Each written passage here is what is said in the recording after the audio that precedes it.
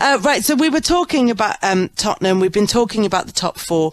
The problem is at the other end of the table. And Chris, I know, well may you cover your face with your hands, because we're going back to talk about Norwich. They will kick off the new year bottom of the Premier League table. They're 3 points worse off than they were 2 seasons ago when they were relegated. They've scored 8 goals, as you mentioned, right at the top of the show, in 19 league games. At this stage in the 1920 season, they had 21. They haven't scored a goal in December, although they have conceded 14. They've lost their last 5 Premier League matches. Dean Smith is the first manager in Premier League history to have 2 separate 5-match losing streaks with different clubs in the same season. I know you try to find the positives for Norwich. How hard are you having to look? Yeah, extremely hard. Look, and there've been mitigating factors. The fact that, I think Norwich have had a lot to deal with in terms of injuries and COVID issues, but so have other clubs. What I would say that the players this season, in the main, from what I've seen, whether it's under Farke or Dean Smith, they've been gutless. They really have been, and that's the biggest worry. They haven't competed as they should have done. And when you see, Ali's and Karen are at Brentford this evening, what Brentford have done, I think a lot of Norwich City fans are sitting there looking at Brentford thinking, well, we finished well above them last season in the table. Brentford are competing, so we can bang on about the Norwich model, this, that, and the other. But I spoke earlier about the signings. Who that has been a big issue. And that's on Stuart Webber. The signings they've brought in, they've spent a lot of money. And I've said Norman's the only one who's really performed. At the weekend, Billy Gilmore was a scapegoat. Norwich fans, were telling him to go back to Chelsea. They were singing to all the Norwich players, "You're not fit to wear the jersey." That's how they feel. And there were injuries to key players, and I get that. But the players who went out against a Crystal Palace team who, have had their own issues as of late. I mean, the game was over at half-time, and then to hear that they responded in the second half. Too many players hiding this season. It's not you have to look too hard or too deeply into the stats. They haven't scored enough goals. They're not good enough in the final third, and they are leaking goals like crazy. At this moment in time, Norwich are down. I don't think that they'll have a big January in terms of spending, but Dean Smith has to bring some players in from somewhere. But who's he going to sign? Where are they going to come from? How are they going to improve Norwich City? I don't know. It's a tall order. This isn't on Dean Smith. This isn't. The likelihood is Norwich are relegated. But I think there's a big responsibility on the players. They should be embarrassed the way they've performed this season. They should at least be more competitive in games. I saw the game at the weekend against Arsenal. It was pathetic. The game against Aston Villa, after there were high hopes because of the performance against Manchester United. But the players should be embarrassed. They aren't good enough to play at this level. And if I was a Norwich City player at this time, I would want to prove a point. But they're all looking around. They're all hiding. And that's Dean Smith's biggest issue.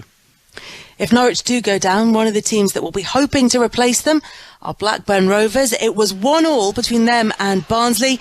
There's been a third goal in the game. Betty Glover. You know who it's going to be. Blackburn 2, Barnsley 1. It's, of course, the man of the moment, Ben Brereton Diaz, charged into the box, fired it into the bottom right-hand corner off his left foot. It's his 20th goal of the season. Apparently, 2 fans flew over from Chile for this game. They'll be very happy with that goal. Blackburn now on course for their 6th win on the bounce. Keep it like this and they'll go level on points with second place Fulham. It's Blackburn 2, Barnsley 1. Could be a really big win on the cards for Blackburn in that one. Betty will keep us up to date with everything that's happening at Ewood Park. Also been a good night so far for Middlesbrough. They're 1-0 up against Blackpool. Coventry goalless against Millwall, also in the Championship. Full roundup of everything that's happened in the EFL in about 20 minutes' time, when Aaron Paul will be here to take you through all of that.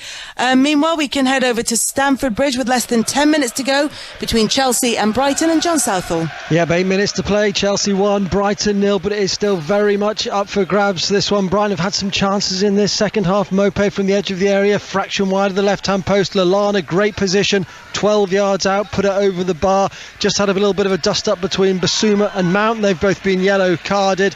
Conte came on, and N'Golo Conte came on about 15-20 minutes ago to try and shore up the ship. Chalobah's had a header which went straight to Sanchez, and Mount's also had a shot blocked. But I have to say, Chelsea have looked jaded tonight. Can they hang on? Welbeck has just come on as well for Brighton. Can he get the equalising goal for them? Chelsea 1, Brighton 0. We've got about 7 minutes to play. John Southall, thank you very much. We'll be back with him for full time in that game, or before, should there be another goal in that one. Chris was talking about Norwich and their slim chances of survival this season. Nedum, who else would you be worried about at the bottom of the table? Is it the teams that are currently inside the bottom 3, or is it wider than that?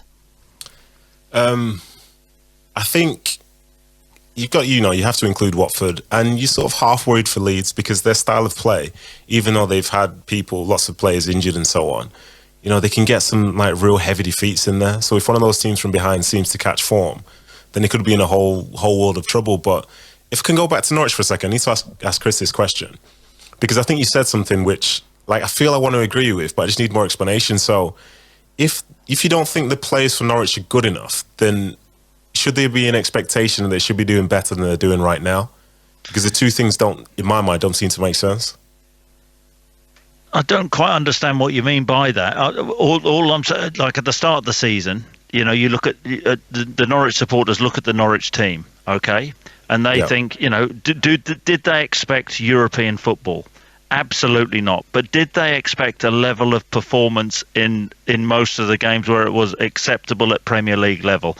And that's been the biggest issue. Performances haven't been there. They haven't competed. They should be competing better. And they can't keep using the model. And, we can't keep using the excuse about the Norwich model and then being a self-sustaining club, and that Norwich are happy being in the top 24 teams in the country. I don't accept that argument. Norwich have aspirations. They want to be a Premier League club.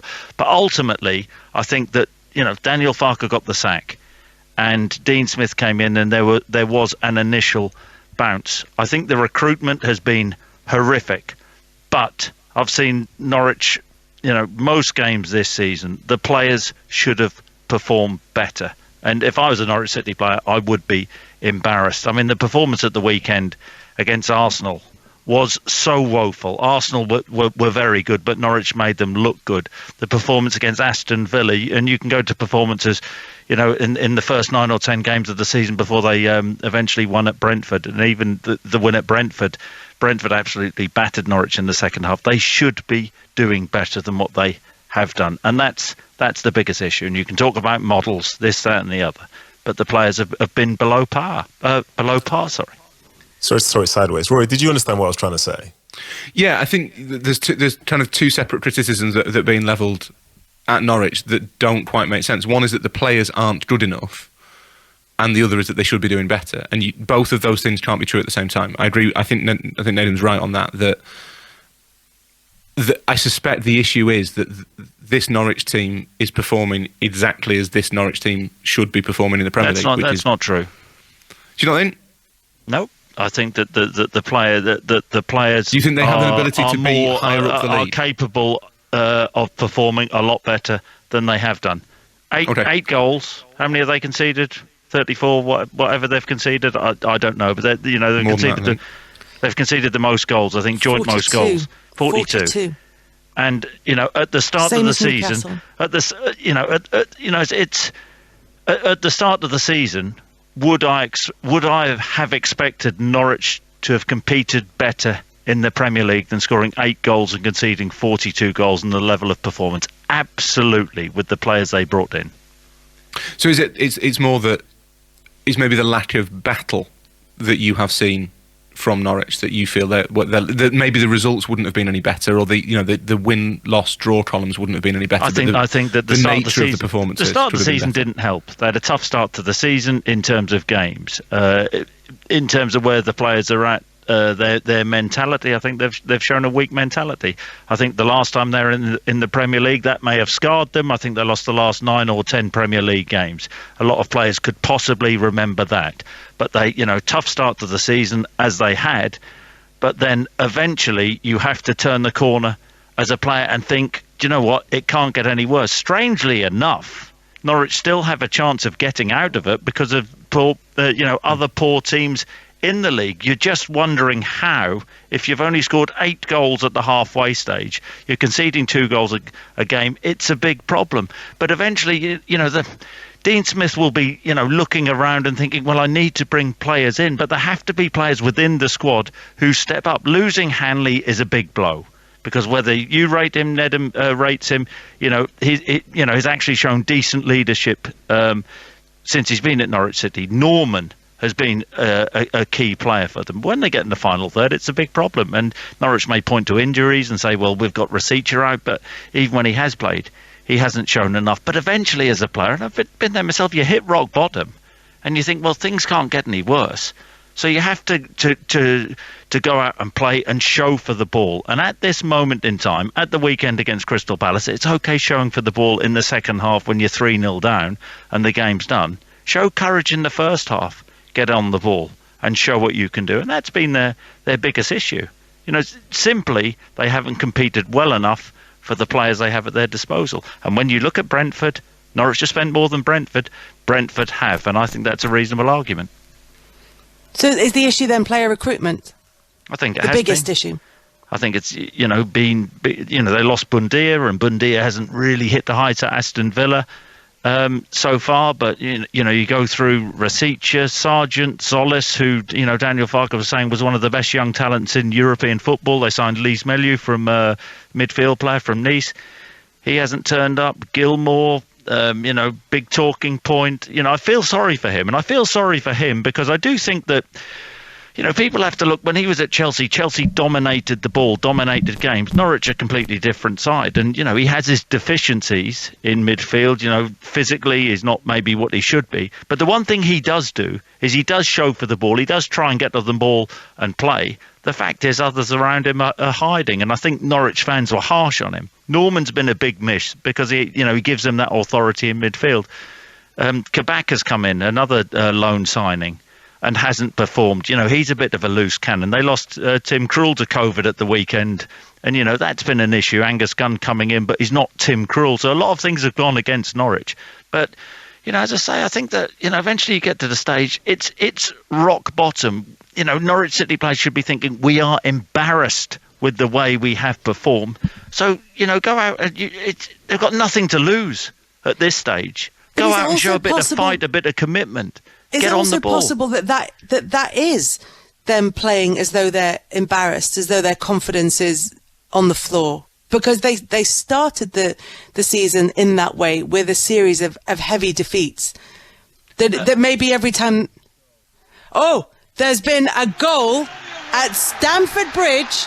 John Southall. And you cannot say it wasn't coming. Chelsea won, Brighton won. We're in added time, and Danny Welbeck has just headed it into the top right-hand corner in front of the Brighton fans. There's a blue flare flying on the pitch there as well, and Brighton deserve their point. Chelsea won, Brighton won. And the race for the title takes yet another twist with 91 minutes on the clock, 4 minutes of time to play. Brighton are level against Chelsea. We'll be back with John Southall when the final whistle goes in that, or should there be another goal, because there's still time for that to happen. There is blue smoke across the pitch at Stamford Bridge. Brighton have drawn level against Chelsea. You were coming in, Rory, sorry.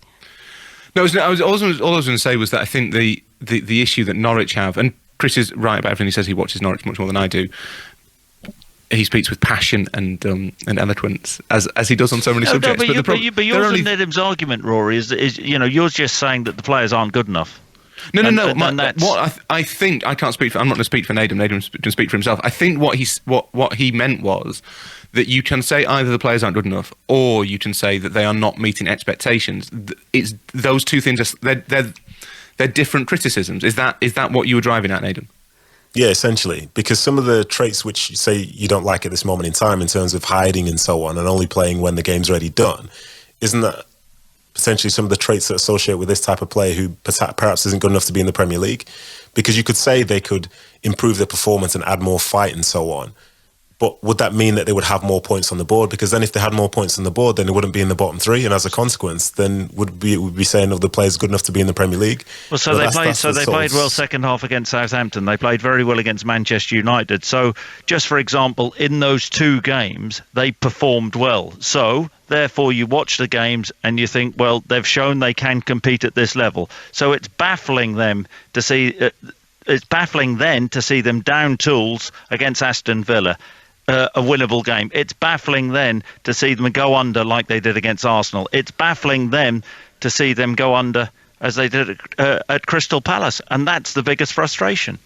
I think the other side of this coin, though, is that those other teams, when you talk about Villa, when you talk about Palace and so on, like they also see Norwich as being a very winnable game for them because they think they've got the better players, they have more form and so on. So whoever they come up against, even though Norwich could play well, like, this is what I was trying to sort of drill down into it. I don't necessarily agree or disagree because I don't watch a lot of Norwich. You know, you're the main man for this. Like, I don't know if those players are not good enough to be in the Premier League. So how do you explain Brentford doing badly? Then? Pardon? How do you explain Brentford then? Well, a team that Norwich, I think they finished 10 points against Brentford last season in the Championship. And Norwich would say, well, we've strengthened. We've brought players in. For me, the Championship and the Premier League is two completely different things. We've seen from Norwich do so well but in the Championship, but they're the front runners there. I think the way style of play that Brentford have, they don't need to be a front runner in a game to be able to get results, whereas in the Championship, that might be to their detriment. In the Premier League, maybe that's one of their strengths. They're not going to have a ton of possession, but when you see Norwich in the Championship, they look brilliant. So, like, really nice football, moving it here, moving it there, but you come up to the Premier League and everybody can do that. You know, so as a consequence, it's not the biggest strength anymore. So what's your secondary strength? And it's probably not playing as an underdog because, as we've seen, you know, they've not scored a ton of goals and they're conceding an absolute heat load as well. I think the thing with Brentford, and where Chris is totally right, is that Brentford have not given the lie to the idea of the Norwich model, but I think it makes it much harder for Norwich's executives and Stuart Webber to say, we are doing it this way, this is the way we have to do it, when you have a club that is smaller by pretty much every measure than you, that's doing it for cheaper and better. That makes it much harder. That suddenly means Norwich, who in a lot of ways are a really, really well-run club and should, to an extent, be a kind of model for sustainability. We shouldn't be demanding that our clubs kind of mortgage their futures to sign a striker this summer because we desperately need one. You know, clubs should be run sustainably. They should be run within their limits, and that goes right to the top, to the ones that are owned by countries. Maybe not even right to the top, right to the 19th, and the ones that are owned by countries. The football should be more sustainable, and Norwich don't get enough credit for trying to keep it within their limits. But that becomes much less praiseworthy when there is a team 7 places above you in the table that has its identity, that has its model, and is making it work better. At that point, Chris is right. You have to say the recruitment's not been good enough. And traditionally, at that point, you have to ask whether the people doing the recruitment are doing their job well enough. That is where I think the focus has to be for Norwich.